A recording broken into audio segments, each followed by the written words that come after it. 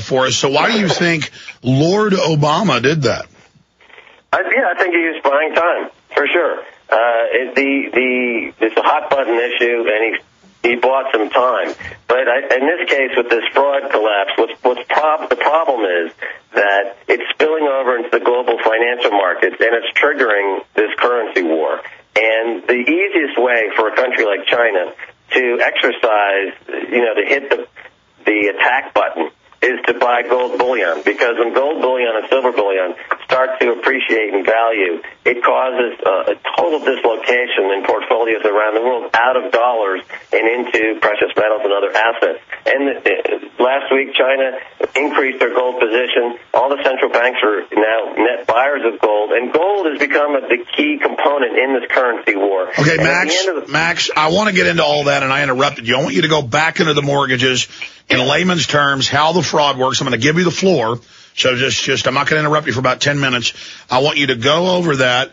I want you to talk about the players, any systems of responding to this fraud and corruption, any ideas you have on that front. We're going to open the phones up later in the hour, but you have forecast all this. But starting off, you heard my point at the start of the hour when you joined us from Paris, and that is, it's one thing to intellectually know all this and to have you telling us this 3 years ago and others telling us, years ago, and having economists like George Humphrey on 11 years ago when they passed Glass-Steagall laying out everything that was happening.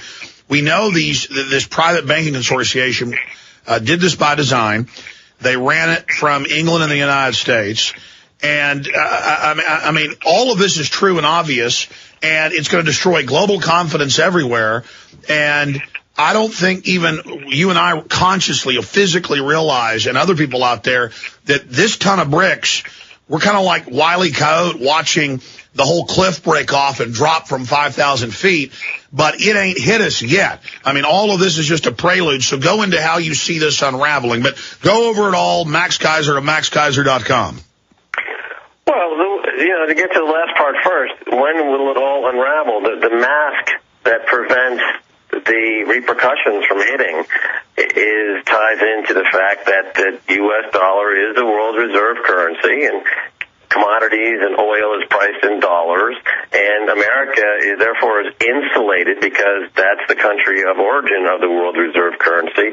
So most Americans don't really have any experience of the extreme volatility and uncertainty and economic problems that the rest of the world has, because they have the benefit of living inside the echo chamber that is the world reserve currency. The sword comes down and chops off that bubble mentality once the dollar loses that status. And so this is happening in real time now, and this mortgage crisis is getting that ever closer. And the mortgage crisis is basically just a crisis of fraud, forgery, and counterfeiting. That's what this mortgage crisis is all about. Wall Street and the banking system, they make money by circulating paper, and you get fees in circulating paper. That's how you make money as a banker. So the more paper you can create, the more fees you can charge, and the bigger the bonus you can give yourself. Notice that this year, Wall Street is giving themselves the biggest bonus pool in their history of $144 billion, even though the economy itself has shrunk remarkably over the past 2 years. Unemployment's up, and every measure of economic activity in the U.S. is down. Wall Street's giving themselves the biggest bonus pool, $144 billion, in their history. How did they do that? Because they were able to increase the supply of worthless paper in the system by trillions, tens of trillions, hundreds of trillions of dollars worth. And so a mortgage, at the end of the day, what is it? It's a piece of paper. And once you create a piece of paper and you circulate it, you can charge a fee. So in this regard, it's just the same as counterfeiting. What is counterfeiting? I take a piece of paper, I make it look like legitimate paper, and I circulate it. If I circulate it, I get paid on that paper. These are fraudulent mortgages. These are counterfeit mortgages. They were conceived illegally. They are circulating in the system for the benefit of getting a fee. Now, to further insulate the banks from having any responsibility from counterfeiting and circulating fraudulent mortgages, the banks came up with the scheme of collectively packaging a lot of fraudulent mortgage securities into a so-called mortgage-backed security. And it goes by different names, like a collateralized debt obligation or various other acronyms to describe these flora and fauna of derivatives on Wall Street. And they came up with this idea because they realized that if they could package all these fraudulent mortgages into a new quasi-security that looked kind of like a bond, and they sold that bond to another bank or another pension fund, which is where a lot of this toxic waste resides today, which will create a huge pension crisis, because once all these mortgages are marked to market for their true value of zero, then people who thought they had a pension will realize they don't have a pension. But once they sold all this stuff into a pension account or another bank's balance sheet, they took all liability off their balance sheet. So they no longer have that debt on their books. So they're clean. They're laundering their debt problem in the international derivatives market, and they're laundering their debt problem and their fraud problem and their counterfeiting problem by dumping all this toxic junk into pension accounts and other banks' balance sheets. The only thing, having described in that way, that the question that would come up is, why would another bank buy another bank's toxic mortgage debt? And the answer to that is, you have to look at this as a criminal syndicate. These banks collude with each other, so that at the end, so a bank that sells 10 or 20 or $30 billion worth of toxic mortgage sludge to another bank, the bank that's buying that, their understanding between all the bankers is that they too will simply repackage that with some other securities and resell to another bank for a fee. And you create this global daisy chain of collusion where banks are constantly selling to each other the same garbage back and forth over and over again for the fees that go into the $144 billion end-of-the-year bonus pool. And they know that if the music stops, if the day comes, as it did in 2008, when there is a reckoning that they can simply get their insiders like Hank Paulson to go in front of Congress, put a gun to their head and say, give us $750 billion or we're going to declare martial law. As the minutes from those meetings reveal, that was what was being threatened if they did not give them the $750 billion to bail out only the bankers and do absolutely nothing about the people who were victimized. The victims of this crime, the American people, the taxpayers, are being victimized in 3 or 4 ways. Number one, their housing market is being destroyed, and people are losing their house. And even if you paid 100% on your house, it doesn't make any difference. Bank of America will still foreclose on you, as they did 2 weeks ago for people who bought houses for cash. Or J.P. Morgan will still sneak in through the window or break down your door and try to get you to pay off some delinquent payments that they have absolutely no authority to do so. They'll just come into your house and terrify you right in your house. So the American people are being victimized in their housing market. Number two, as I just described, the American people's pension funds are being decimated because they all have all this toxic junk, which has yet to be fully marked to market, which means that they carried on the books for 100 cents on the dollar. It's probably worth 0 cents on the dollar. That's the second way they're going to be victimized. Well, Max. Three, the U.S. dollar. Once the Chinese and other countries wake up to the fact that they too are holding worthless junk, they're going to create a force majeure, a buying panic in gold and precious metals, which will destroy the U.S. dollar and thus destroy America's purchasing power and make America a second or third or fourth world country. So the U.S. taxpayer is being victimized in multiple ways. All these banks are complicit in a huge mortgage fraud global syndicate. It's part of the crisis from 2008. We never left the crisis of 2008. And Obama, unfortunately, is shown zero leadership.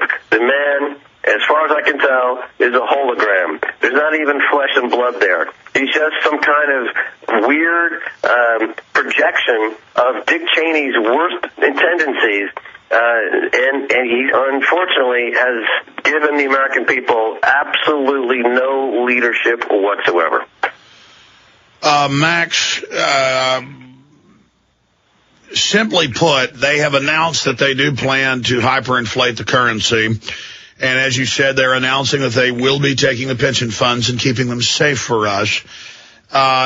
These people will run the United States and the world into a complete third world style collapse. They have been amassing giant paramilitary force against the people ahead of this scam, and in their own IMF World Bank documents, planning it for decades. They believe this is their financial takeover of the planet.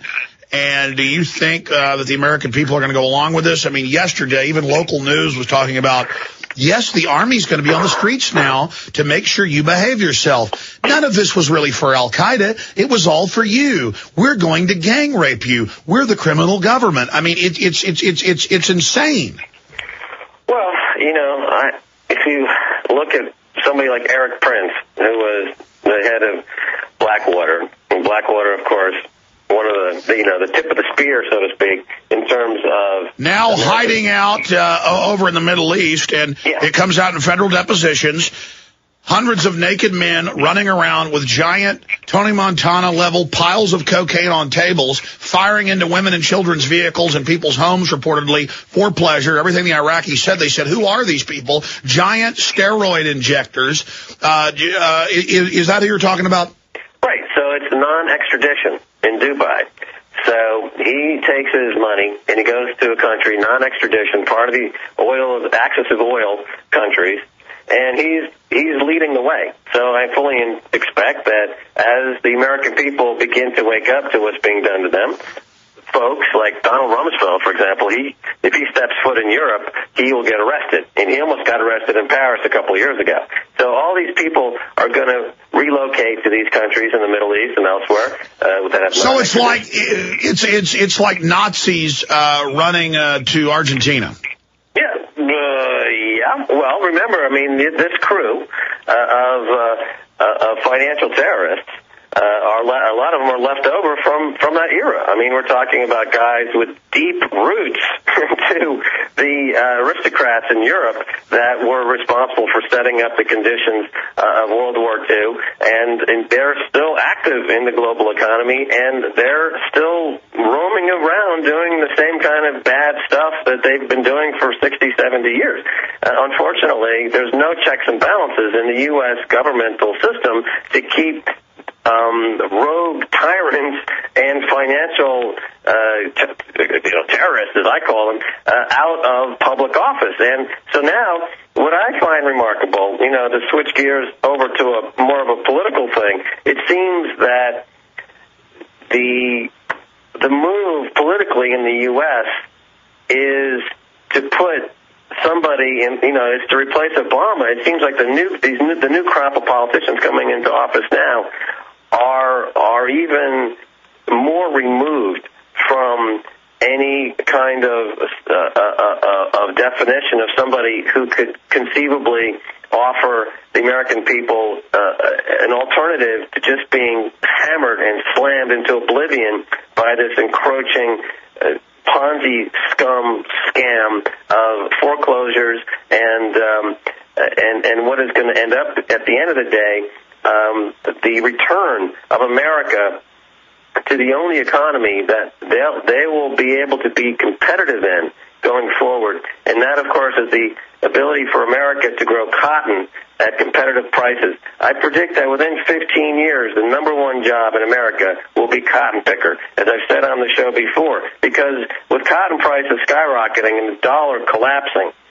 you're going to have millions of people in America. The only job available to them will be living on Monsanto's plantation, growing genetically modified cotton for export. And it'll be right back to where things were, 150 years ago. And, the Civil War effectively was lost. Well, Max Keiser is our guest here today, and I want to open the phones up for your financial questions for Max. It's 888-201-2244, 888-201-2244, our 27-plus hour transmission going into hour 20 here very, very soon. 888-201-2244. MaxKeiser.com is his website. I want to put a plug in here. We've got about $315,000, and that sounds like a lot, but when you got 20 employees and contractors and web servers and films and everything we're doing in this fight at this critical time as we go into this, we need to not just maintain ourselves on air but expand. But the economy's imploding so fast. Quite frankly, it's not even a question of even finishing the studio, and we're going to get that done. The question is, just continuing this operation.